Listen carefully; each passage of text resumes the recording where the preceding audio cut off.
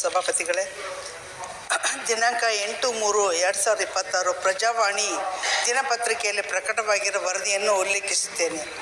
ಗ್ರಾಮಸ್ಥರ ಬಾಧಿಸುವ ಗಂಭೀರ ಕಾಯಿಲೆ.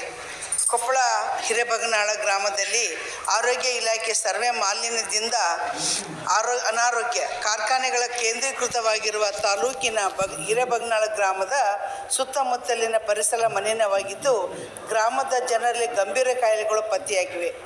ಕಾರ್ಖಾನೆಗಳು ಹೊರಸೂಸುವ ಕಪ್ಪು ಕಣಗಳ ಧೂಳಿನಿಂದ ಮಾಲಿನ್ಯ ಆಗುತ್ತಿದೆ. ನಿತ್ಯ ಯಾತನೆ ಅನುಭವಿಸುವಂತಾಗಿದೆ ಎಂದು ಗ್ರಾಮಸ್ಥರು ದೂರುತ್ತಾರೆ. ಆರೋಗ್ಯ ಮತ್ತು ಕುಟುಂಬ ಕಲ್ಯಾಣ ಇಲಾಖೆ ಹಿರೇಬಗನಾಳ ಗ್ರಾಮದ ಇದೇ ವರ್ಷ ಫೆಬ್ರವರಿಯಲ್ಲಿ ಜನರ ಆರೋಗ್ಯ ತಪಾಸಣೆ ನಡೆಸಿದೆ. ಗ್ರಾಮದಲ್ಲಿ 208 ಮಕ್ಕಳು ಸೇರಿ 2333 ಜನಸಂಖ್ಯೆ ಇದೆ. ಈ ಪೈಕಿ ಹಿರೇಬಗನಾಳದಲ್ಲಿ ನಡೆದ ಸಭೆಯಲ್ಲಿ ಅನಾರೋಗ್ಯ ಪೀಡಿತ ಮಗುವಿನೊಂದಿಗೆ ತಾಯಿ ಕಣ್ಣೀರು ಹಾಕಿದ್ದಾರೆ. ಚಿಕ್ಕ ವಯಸ್ಸಿನಲ್ಲೇ ಉಸಿರಾಟ ಸಂಬಂಧಿ ಕಾಯಿಲೆಯಿಂದ 124 ಜನ ಬಳಲುತ್ತಿದ್ದಾರೆ.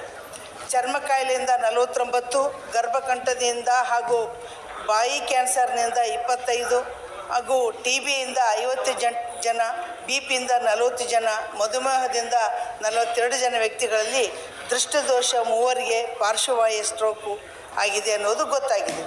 ಬಗನಾಳ, ಅಲ್ಲಾನಗರ, ಹಾಲ್ವರ್ತಿ, ಕುಣಿಕೇರಿ, ಗಿಣಿಗೇರಿ, ಮುದ್ದಾಬಳ್ಳಿ, ಕಾಸನಕಂಡಿ, ಬೇವಿನಹಳ್ಳಿ, ಬಸಾಪುರ, ಕನಕಾಪುರ, ನಾಚನಕೇರಿ ಗ್ರಾಮಸ್ಥರಿಂದ ಅನಾರೋಗ್ಯದ ಬಗ್ಗೆ ನಿರಂತರವಾಗಿ ದೂರುಗಳು ಬಂದಿದ್ದರಿಂದ ಆರೋಗ್ಯ ಇಲಾಖೆ ಗ್ರಾಮದಲ್ಲಿ ತಪಾಸಣೆ ಮಾಡಿದ್ದು, ನೆರೆಯ ಹಾಲ್ವರ್ತಿ, ಅಲ್ಲಾನಗರ ಸೇರಿದಂತೆ ವಿವಿಧ ಕಡೆ ತಪಾಸಣೆ ಮುಂದಾಗಿದೆ.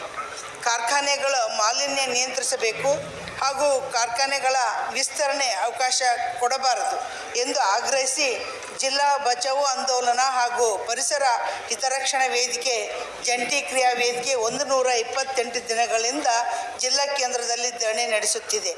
ಮಾಲಿನ್ಯದಿಂದ ಕಾರ್ಖಾನೆಗಳ ಸುತ್ತಲೂ ಇರುವ ಗ್ರಾಮಗಳ ಜನರ ಬದುಕು ಅಸಹನೀಯವಾಗಿದೆ.